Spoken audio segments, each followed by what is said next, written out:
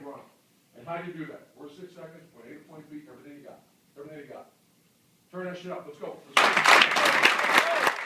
Welcome to the Scoop World Order. We are live. It is Thursday, and we have an All-American coming to campus. We have a freshman All-American from Ole Miss at a huge position of need in cornerback, 6'2", 185.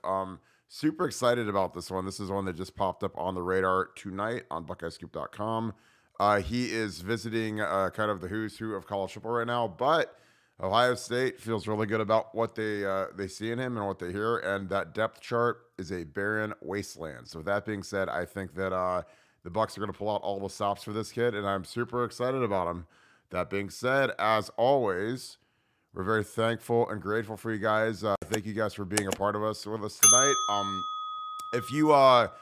If you would, please leave us a like and subscribe to the channel. Those are both huge for us. The page has been growing magnificently, all thanks to you.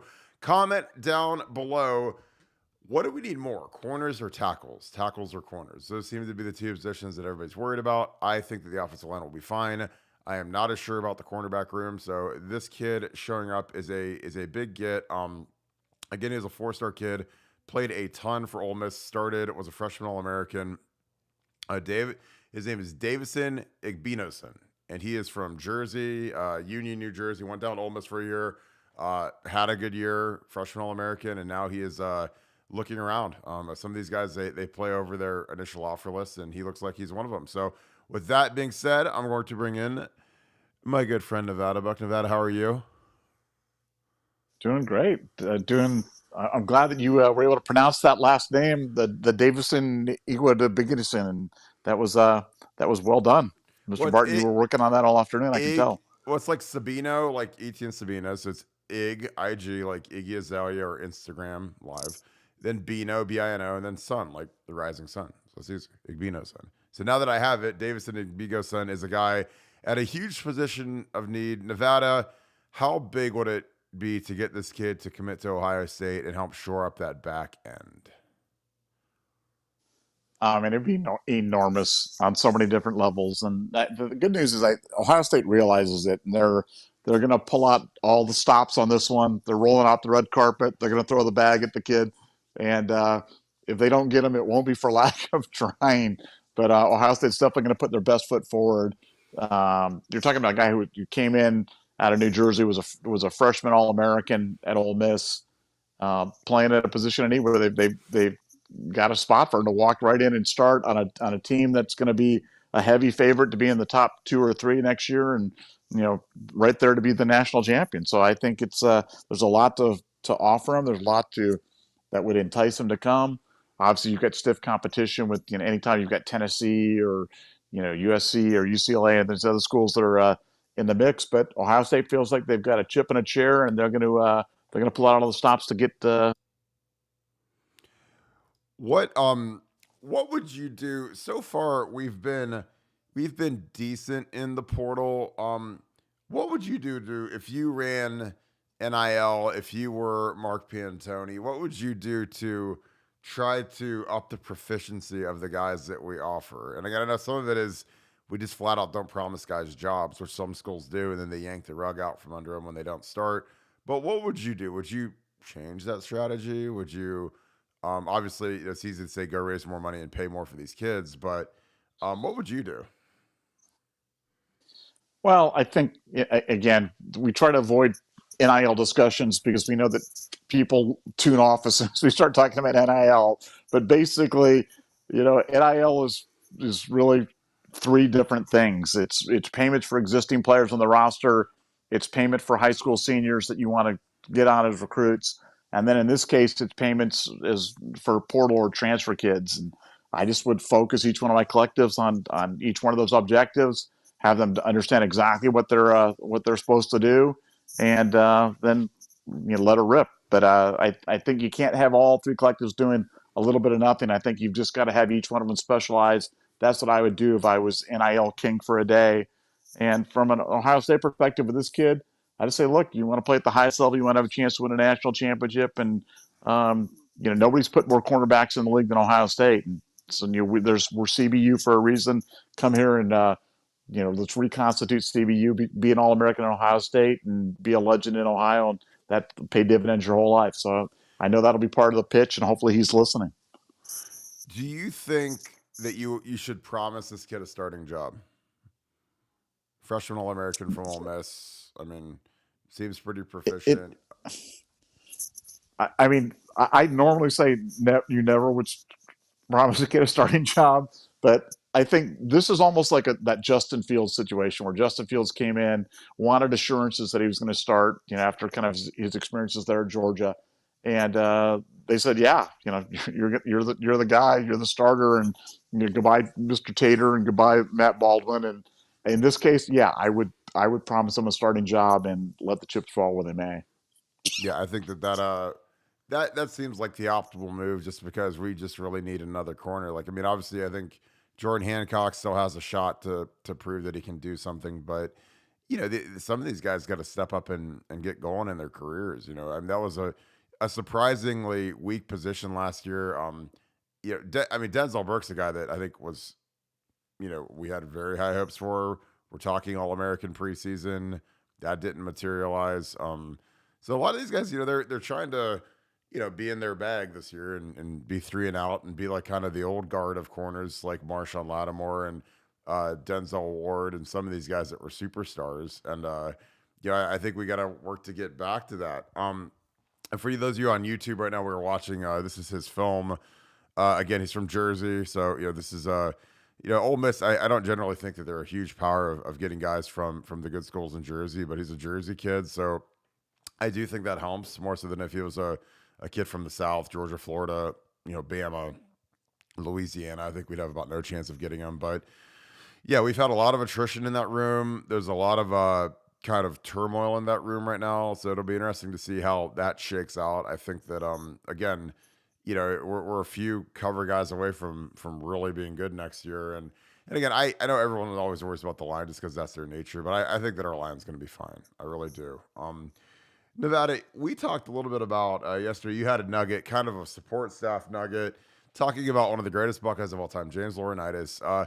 Talk a little bit about the effort Ryan Day is putting forth to kind of backfill some of the positions that were, a lot of those guys got promoted. They became full-time coaches for Kevin Wilson.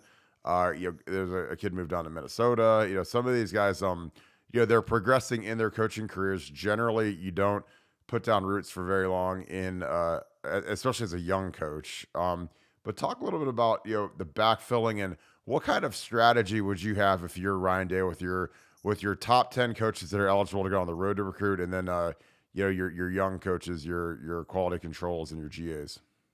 Well, it's interesting because Dave's really making a heavy emphasis on kids that have, or kids and young men that have, connections to Ohio State, that have connections to Ohio football, to try to reestablish the culture and really deepen the culture, within the room. And James Laurinaitis is a guy that's a big target for him. And we talked about this before, but James had wanted to come work at Ohio State and had reached out a number of times and really hadn't had the interest reciprocated.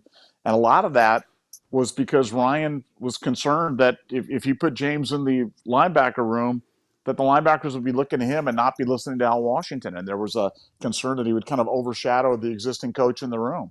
And I think that they don't have those concerns with Jim Knowles.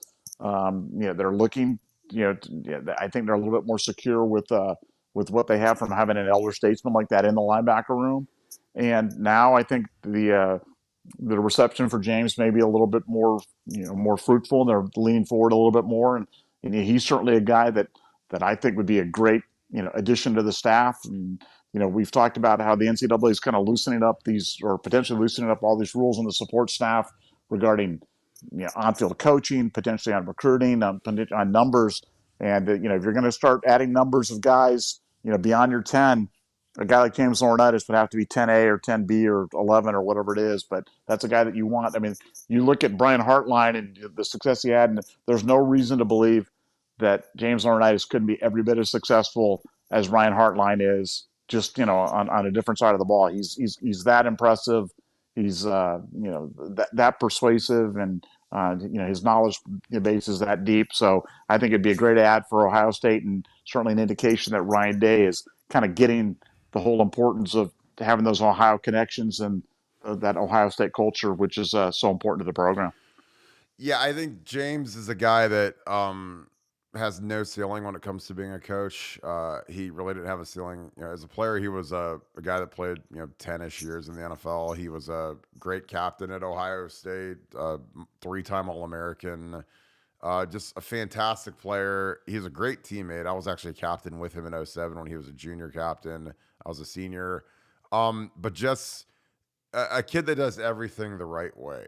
And, when he said he wanted to sink his teeth into the coaching profession, I was like, dude, you're going to be a head coach, sooner than you think. And Marcus Freeman is his best friend. So Marcus, got the job at Notre Dame. And, if you're James, I think that if you can stay with Marcus, who is, your best friend, and he's, the guy that you've grown up with, and he's already, a superstar in the profession, being the head coach at Notre Dame at such a young age. I think that, James sees a similar path for himself. And I think that he's a guy that, my biggest concern about the current coaching staff is, I don't know how good some of the recruiters are. Like, some of the guys are getting older. I think James would be an injection of nitrous into the veins of our recruiting, especially on the defensive side. Where we got a couple older guys that aren't big time social media guys, and James is he's not a big social media guy, but he's a big name. He walks in, talks to people. Coaches remember who he was, and players remember who he was, and they can look him up and say, yeah, this guy. When he says something, he's a first-round pick, played 10 years in the league, a 3-time All-American, and was one of the most intelligent linebackers in school history, easily. I mean, he was a guy that was always in the right spot, studied film religiously, and those guys usually translate into being really solid coaches, because he wasn't just like a physical traits guy that was just so physically overwhelming that he was good. But I think that it'd be real interesting, because I think that if you bring in James Laurinaitis and you make him a top 10 coach, then all of a sudden it's like you have a Brian Hartline for defense. So, because when one of these guys that's a superstar comes back and coaches at his alma mater, then it's more testimony than theory. Say, look, I went to Ohio State. This is how my life turned out. I had 10 years in the league, beautiful family, millions of dollars in the bank. Now I get to coach here and grow and prosper. And you see what it did for Luke Fickell's career. Mike Vrabel started there. I think it's just easier to recruit when it's your alma mater. Now, I lived it, when I did it for 3 years, and I loved it. It's a lot easier to be authentic when you're somewhere that you actually do love, and somewhere that you actually did, you were a captain there. And I always wonder, when a guy like Brett Bielema goes to Wisconsin or Illinois, and he played football in Iowa. It's always kind of funny. It's like with Luke at Wisconsin, he has to sell Wisconsin even though he himself didn't pick Wisconsin. So. But I'm excited. I think that the prospects of James potentially coming back would be great. I think that it's tough when you've got Luke Fickell and Marcus Freeman at 2 really good jobs right now, and who knows, if they'll have a more prominent role for him now. But it'll be interesting to watch who we bring in to backfill the support staff. Nevada, this point of the offseason is always interesting, because there's always some guys that are on the grind. There's guys that are it's winter conditioning. It's a tough time of the year. These guys are getting broke off by Mickey Marotti. What do you do this time of the year to help Ohio State supporters kind of cope with there not being football? Because we're always digging for info and coaching stuff, and the portal. To me, the portal's been a godsend for just new, fresh information to talk about every day. We basically are running this entire podcast based on a kid that entered the portal that could visit Ohio State. But, what's your advice to Ohio State fans other than join BuckeyesCoop.com? Well, I just think now, like you said, with the transfer portal, the transfer portal period, is going to take us right into, the heart of winter conditioning. And then before you know it, we're going to be kicking it off for spring ball. And after spring ball, we're going to have another transfer portal transfer period. So we're going to have another outflow of guys from Ohio State and an inflow of guys from other schools. And then we're into summer conditioning and fall camp, and it's going to be going. But no, it's look, there's just no off season anymore. It's there used to be a time when the last game would go, and it would be a long cold winter until you kind of got there to back to some football. But now there's really no off season, and from running the site, it's like it's like every day there's some other news breaking, whether it be coaching movement. You got to remember too, we have another signing day coming up, so it's like you've got a signing day, you've got coach movement, you've got portal movement, you've got winter conditioning. So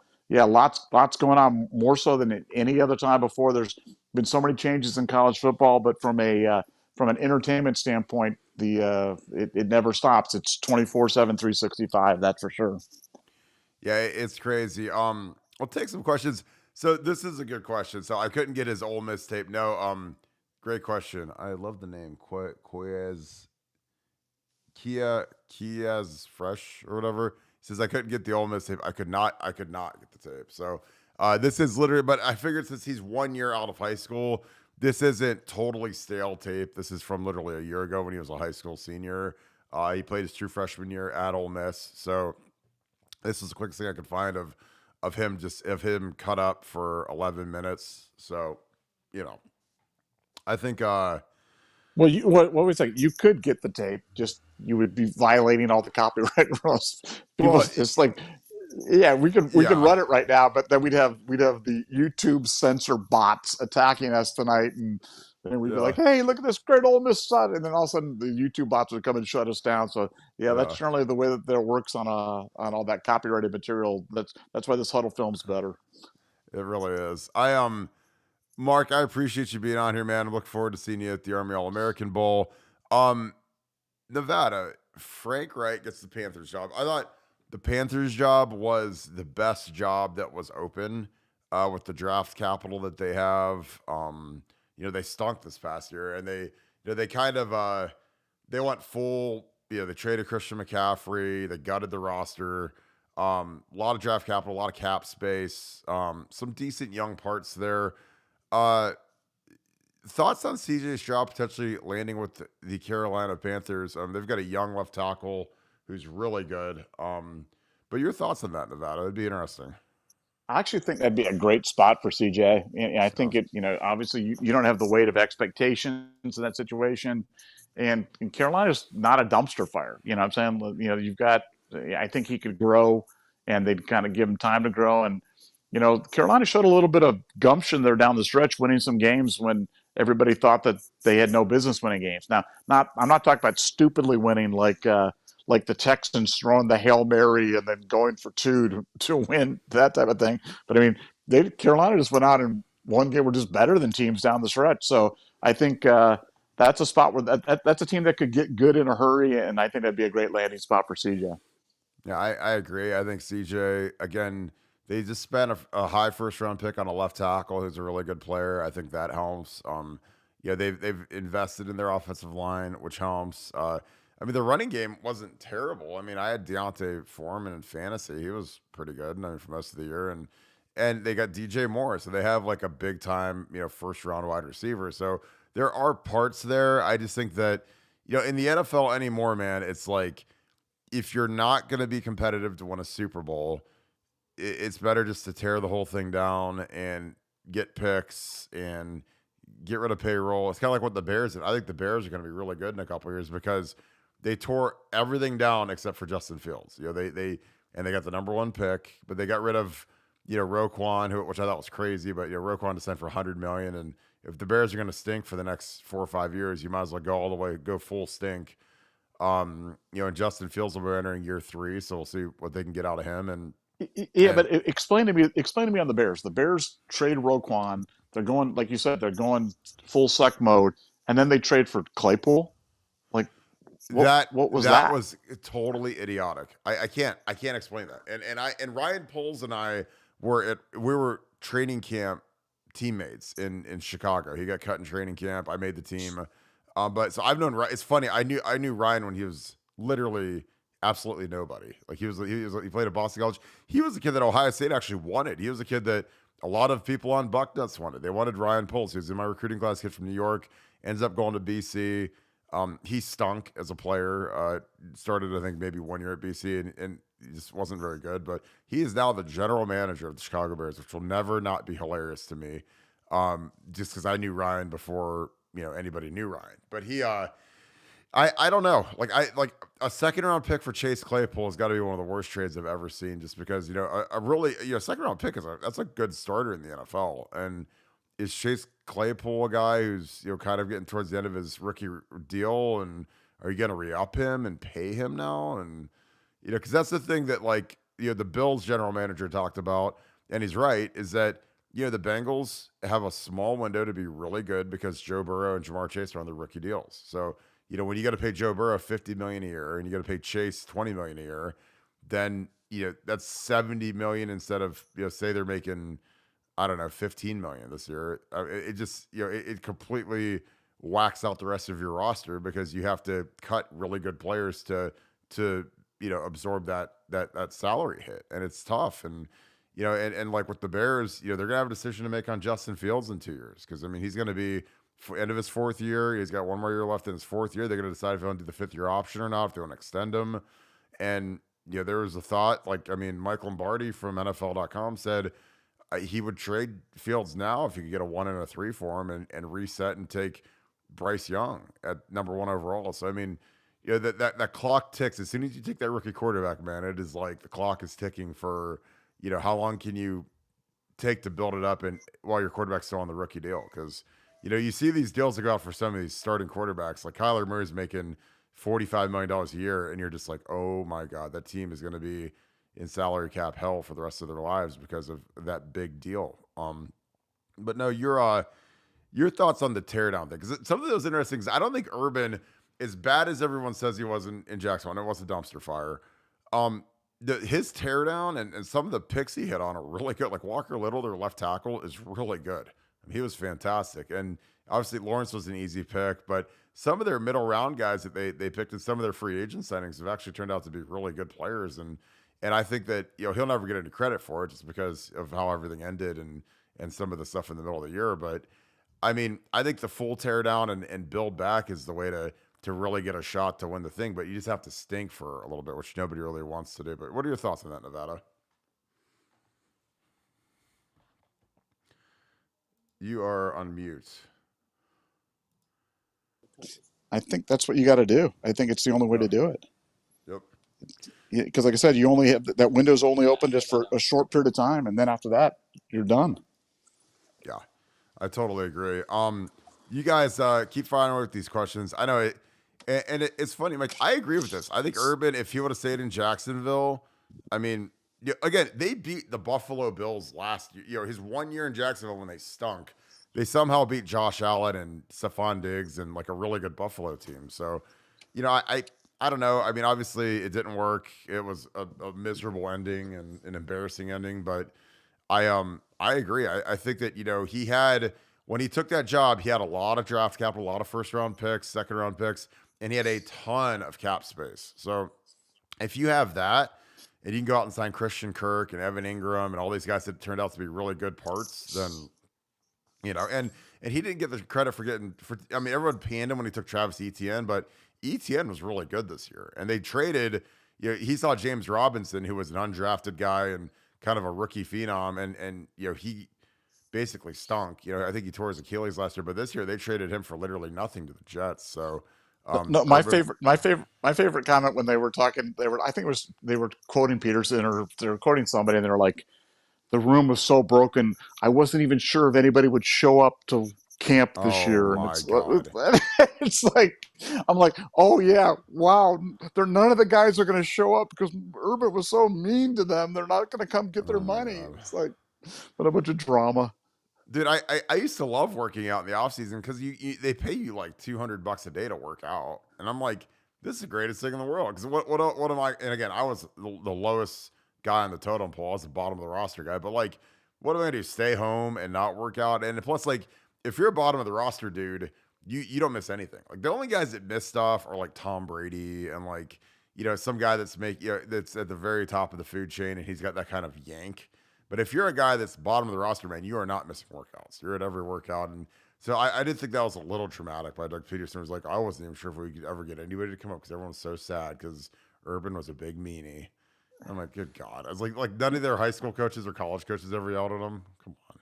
Now, Kurt, here I've got 3 players for you. I want you to tell me where they go in the first round. Okay, C.J. Stroud, Paris Johnson, Jackson Smith, and Jigba. Where do you think they go? Uh, I love the thought of Paris going to Tennessee because then I can watch him and Nick Petit Frere, two of the 5-star tackles that Greg Soudoir brought in, recruited here. Both on the same team. That would be fantastic. I think CJ Stroud. It's weird because with free agency and everything, it's tough because I people like there's mocks that have him going to the Raiders. I think the Raiders are going to get Brady or Rodgers. I really do. I think that they're going to go for Showtime and the Brady thing just makes a lot of sense. I mean, with Rodgers reuniting with Devontae makes a ton of sense, but I I think Carolina's a great fit for CJ because they've got a good left tackle already. It's a young team. I don't think Houston would be terrible, but it really depends on who they hire as a coach. Like honestly, I kind of just want to see who the Colts hire and who the Texans hire because these guys that these teams need quarterbacks and it kind of depends on who the head coaches are. Because with some of these head coaches that get hired that are total morons, like I wouldn't want CJ Stroud to go there. Because the guy's going to get fired in 2 years, and then CJ's going to be set on the treadmill of average for the rest of his life. But um, I mean, Atlanta looks good. I mean, I don't think that's a great situation because I think their offensive line's terrible. But I mean, Carolina is really intriguing. I mean, and again, are the Bears going to stay at number one? I can't imagine. I'm sure everyone always says, "Oh, just trade down, just trade down," but it's easier said than done. Just because when you don't have the capital, or we don't have a trading partner, like I mean, there isn't really a superstar guy at the top that people are going to be dying to trade up and give another second round pick or another future first round pick to move up for. So, Jackson is so weird because the stupidity of the draft is already kicking off where they're saying Jackson Smith and Jig was going to be like a second round pick. Like Todd Boucher said that today, and I'm like, dude, I mean, I look at 15 the Green Bay Packers. Who needs a receiver more than the Green Bay Packers? They've got him take. Mel Kiper saying has him taking Michael Mara, tight end, and it's like I think Tunion's fine. I mean, I'm sure if you're at 15 and the Packers pass on Jackson Smith and Jigba, Nevada Buck, big Packers fan, you'd probably go into conniptions, I'd imagine. But what do you think, Nevada? So I want Tennessee for Paris. God, I just think CJ with Carolina makes so much sense, but I don't know. Carolina is probably gonna have to move up from 9, I'd imagine. And then Jackson Smith and Jigba at 15. But like the Will Levis thing is hilarious because everybody thinks he stinks, but he's gonna be the guy this year that everyone's gonna say, "Oh, imagine if he had." If he played at Ohio State and he had Jackson Smith and Jigba and Marvin Harrison and Emeka Egbuka, like there's always these guys that, I think CJ Stroud kind of gets knocked down a touch because his weapons were so good, because Ryan Day is so good, because the Big Ten stinks, and guys like Levis who play at Kentucky where their O line was terrible, their skill was terrible this year. He didn't have Wendell Robinson, he didn't have the good offensive line that he had the year before. He gets bumped up because they like to do these. Well, imagine if CJ played for Kentucky and didn't have all these great weapons, and Levis played at Ohio State. He'd have won the Heisman. Like that's kind of the games that these guys want. They do that with like Zach Wilson and all these guys that just come out of nowhere, and they end up Trey Lance. They go above Justin Fields, and they go above guys that we watched, and we think, well, God, that guy's really good. I can't believe Justin Fields fell that far. And then you look back and you're like, what were the 49ers thinking? Are they just stupid, or the Jets? I mean, it's crazy. Where do you think they're going to land, Nevada? Well, to me, obviously CJ and Paris are like, look, they're gonna go high. Let's talk about Jackson Smith and Jigga just for a second, then we'll work our way back up. I Oh. mean, you've got JSN. So on the bad, let's go look on the bad side. On the bad side, missed the senior year due to injuries. That's bad. You don't have senior stuff to look at. That's bad. We don't know how he's going to run. Whether he's going to run at the combine, I'm assuming it is, but how he runs at the combine. But let's assume he runs well at the combine. If he runs well at the combine, how do you not take him in that Chris Olave, Garrett Wilson, Jameson Williams spot?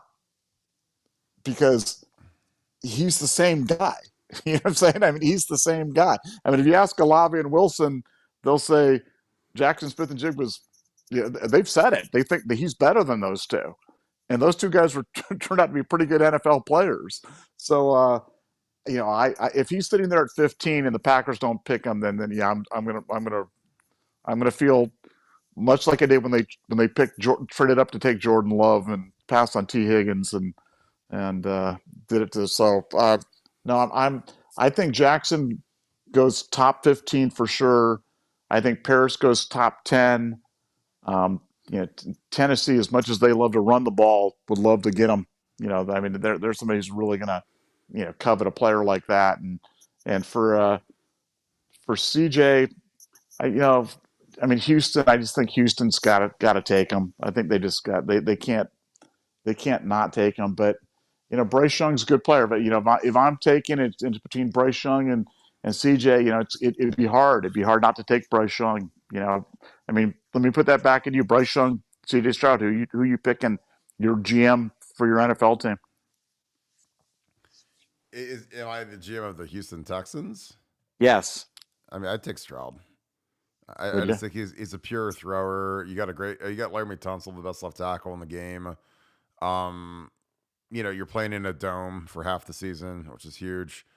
And really they play the Colts too, so that's a dome. Jacksonville's warm weather, so for the throwing game, you're in the dome a lot, which helps. But the hardest part with CJ is is he gonna run? Because again, everyone thinks, oh, you can't run. I'm like, well, he better run because in the NFL, the ends and tackles are so much more athletic and so much better. The defensive schemes are better. These quarterbacks get hit a lot. So I mean, if you're just gonna think you're not gonna be able to escape the rush, that's the one thing with Bryce Young, he's more athletic. Now the flip is he's also very small. He's like Tua Junior, so and Tua is about one concussion away from being shelved for the rest of his career because he's really been beat up by the Dolphins so far this year. And these little thin guys, these frail guys, they don't make it. Like Baker Mayfield, Kyler Murray. I mean, these guys get injured, they get hit. It's a big man's game, and that's why guys like Roethlisberger play 20 years, and these little guys last for 5-6 years, and they're done. Roethlisberger, Brady, those guys are hulks. Phillip Rivers, 6'4". The big, strong guys are the guys that can last. Like you need a little bit of padding. Dan Marino lasted forever in the league, but that's a great question. Well, we got to wrap this. I know you had a hard stop at. No, At we can keep. I got another well, 15 minutes. We can all take right, some more questions. Well, let's do perfect. it. Well, we got a super chat that I had to get before we're done. It's David Greenshield. Do you think Donnie Jackson will need to play left tackle? You put a gun to my head and ask me who's going to be the starting left tackle week 1. I'm going to say it's going to be Zen, and Donnie's going to be the left guard. I just think that they like the length out there. I think that the stuff that I've heard from people that I trust on the offensive line, the Woody Hayes, they really want Zen to win the job. So I think that in my world, if I was Justin Fry and filling out the lineup card day 1, I put Zen at left tackle, I put Donnie at left guard, I put Matt Jones at center, Enoch at right guard, and then your right tackle, you got to go Josh Fryer, and then you rotate in the Cutler kid who came from Louisiana Monroe. I mean, I can't imagine you guaranteed him a starting spot. You rotate him in as the second team left tackle, second team center. Then you maybe try him at center the next day with Matt Jones at right guard. And maybe you put Donnie out at left tackle for a day, every other day, alternate with Zen. But really, I mean, they want Zen to win the job. So, if Zen can do it, he'll do it, and we'll be in good shape. But, I mean, there's a lot of pressure on him, and I'm telling you, he's got JT2 Malo out, and he's got Jack Sawyer every day in practice. So, when you're going against guys like that, you got to eat your Wheaties and be ready to roll because it is going to be a mofo in practice every day. That's kind of the best part about going to Ohio State is you treat every practice like a game. You have to. When I played there, I had as much anxiety and nerves and all that for practice as I did a game because if you don't show up in a major way, then you can get smacked. So it's tough. It just it kind of is what it is. So I I don't know. I think that with my druthers, I think they want Zen to win it. Yeah, I think you're right. I think, And Donnie, I guess the big question really is, do you think Donnie Jackson sees himself in the NFL projected out to being a guard or a tackle? Not that he needs to kind of make that decision right now, or that really impacts him too heavily in terms of his playing. But Yeah. it seems pretty obvious to me he'll be a guard in the NFL. And again, not that playing tackle would hurt his ability to play it in the NFL, in college. But no, I'm with you. I think they really want Zen to be the guy, and hopefully he steps up. And if he is able to step into that spot, then the line's deep and talented, and we're not going to have any problems at all. So I'll be rooting for him to have a good spring. Yeah, I think that you get Zen and Josh out there, we'll be fine. Again, like you guys have to remember, the year that we won the national title, we started Jacoby Boren, who was a 2-star, Daryl Baldwin, who was a 2 or 3-star defensive tackle, freshman year Billy Price, sophomore Elfline. I mean, it wasn't like we rolled out Orlando Pace and Corey Stringer and whoever. I mean, like this wasn't like a line. I mean, everybody.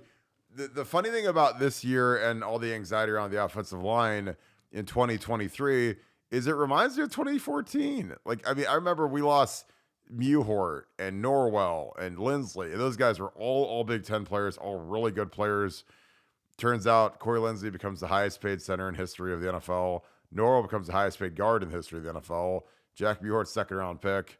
And Marcus Hall is a very serviceable guy that bounced around the NFL for a little bit. So it's like, we lose those guys, and a lot of anxiety around Woody Hayes and around the Buckeye stratosphere of people that support Ohio State and root for Ohio State. But it turns out that line won a national title. So this is why Justin Fry makes a lot of money. That's why he does a really good job, and this is why they call you coach, because you gotta, whatever cards you're dealt, man, you got to get rocking and you got to go deal them out. And they still might pick up another portal guy after spring ball. There's going to be guys that are angry, not just in Ohio State, but just across the country. There's going to be guys that are upset with their perceived roles on the team, and they're going to go jump in the portal. And you got to go after some of these guys. And I'm sure we'll lose a handful of guys because that's just the natural cycle of college football now. There's guys that'll, they think they should be second team, or they think they should be, getting reps with the ones, and they don't get reps, they don't get turns, they don't. And they get upset, and then their uncle says, "Hey, you should transfer to Ole Miss, or you should transfer to Florida or wherever," and they do. So it is something that it's the new part of college football. No, but I was thinking about something today, Kirk. And we talked a little bit about this before, but I've been kind of going through my memory banks, and I'm like, we lost 3 offensive linemen early that still had eligibility. Still lost 3 guys last year. And I'm trying to think about, in the history of Ohio State football, how many times have we lost offensive linemen early to the NFL that still had eligibility? And I think it was the only 3 I could come up with were like Pace, Stringer, I think, and Michael Jordan. That's all I can come up with. Yeah, I mean, it just doesn't happen. So we lost Josh Myers, left early, Wyatt, but those guys are after 4 years. So, but still, that's having guys take off like this is absolutely crazy. And again, it's like when people say, what are you supposed to do with the room? And we don't have any players. I'm like, well, yeah, because they're all too good and they'll leave a year before they're supposed to. So it kind of it mixes up your projections when you do that. But it's just funny to me that for a room that's been so maligned and just so trashed for the past 5 years, like we're just cranking guys out to the NFL like steaks at a slaughterhouse in Chicago or something like that. I mean, it's crazy how much talent has come through that room. And we sent 4 guys early between Nick and the 3 guys that went this year. In the last 2 years, we've sent 4 guys. We've sent multiple stars to the NFL, multiple picks, this is supposed to be a room where our recruiting was terrible, our coach was sleeping, and nobody was there, and it was a barren wasteland. And it's been, short of the wide receiver room, it's been the most productive room of any in Ohio State and Ohio State history. But still, we complain. But I digress. It's just a stupid narrative made by stupid people. That's all it is. I mean, come on, just look at the numbers. We've had more over the last 7, 8 years. We've had more all Big Ten offensive linemen, first, second, third team, honorable mention. We've had more of those. We've had more draft picks, more first round picks, more major award winners. We won the center award twice with Elfline and Billy Price back to back, the Remington Award. So I mean, I don't know. I just think people are stupid, and it's a lazy narrative. And I know where it started, so I'm not going to go down that road. But it's just obvious that, like, there's some people that don't like people, and they start saying, "Well, he doesn't do this or that," and I'm like, "Well, I don't care." It's like if you're a sales guy and you show up for 15 minutes a year and you sell more than anybody, and then you go on vacation for the other 364 days. I'm good with that. I don't care. If you show up to work and you crush it for the 2 minutes that you're there, and then you go home and take a nap and eat Doritos, then good with me. As long as your numbers, because I'm a numbers guy. I'm not this or that, or because people lie, but numbers don't. When you look at the draft picks, what metric do you want to go? Draft picks? Do you want to go number one overall in total offense, rushing yardage? You want to go All Americans, All Big Ten? I don't know. I mean, number of 5-stars. We had more 5-stars in the last 8 years in the offensive line room than we probably did in the previous 40. We just don't get a lot of 5-star offensive linemen because there's not a lot in Ohio. You got to go get them out of state. You got to go get Nick Petit out of Tampa. I mean, Paris is, the 1 in a million that's actually in the state of Ohio, but then it's slim pickings. So, but no, I totally agree. I mean, it's just an interesting thing. So,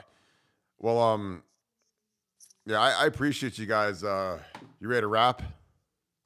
All right, let's keep going. Sue's got a question. We got a question. Who do you project as our starting safeties? Yeah, go ahead, Sue. I'm doing it. Who are you going with, Kurt? Oh God. Well, I mean, you think obviously Lathan's one. That's an easy one, and then it's is it Jihad? Does he take the spot? Is it Sonny? Is it Kai Stokes? Is it? And there's a lot of guys back there. Proctor's back. I mean, if you put a gun to my head, I'd go Lathan, Kai Stokes, and Sonny Styles. And I'm happy with that. Big athletes, cover a lot of ground. Put Kai at free safety. I think he'd be excellent at that. So those are my picks. Who are you picking? I'm going Lathan, Jihad Carter, and Josh Proctor. Those are my three. That'll be. I don't know how Proctor came back for a 6-year. I don't know why he would possibly come back unless he had a pretty good assurance that he was going to be starting. Now, again, nobody could be more wrong on Josh Proctor than I was this year, so maybe I'm just doubling down on stupid. But I think he's a heck of a player. I think he's a big-time impact guy. I think when you're looking for big plays and turnovers and guys that can kind of create that kind of mayhem, he's a guy that can do that. And he didn't get a chance to do it this year, so I look like a big zero on that one. But I'm going to double down and go Josh Proctor having a big year in 2023 one more time. Yeah, but that was the weirdest thing I've ever seen in Ohio State history is when Jim Knowles literally on August 12th says he has a chance to be the best safety in the entire country. Like first round. I mean, his quote literally was he has a chance to be the best safety in the country. So that in my head means first round, All-American, major award type guy. And after one play, man, he got yanked and we never saw him again. And so that was, of all the weird stuff I've been around, how a guy could have that glowy of a praise and that glowy of a comment to banished until we're beating Rutgers by 85 points. Like, I don't know. It never made sense to me. So I would love for him to live up to his promise and be that guy. I mean, he was a guy that was a monster coming out, and I've heard great things about him. So it just is it's just one of those things. So I'm gonna wrap this thing up. We appreciate you guys as always. I'm actually going to ring back on with Bill the Bank Green. We have another podcast that we're going to start here in about 5 minutes. So if you guys want to stay tuned, there will be a fresh link on buckeyescoop.com. I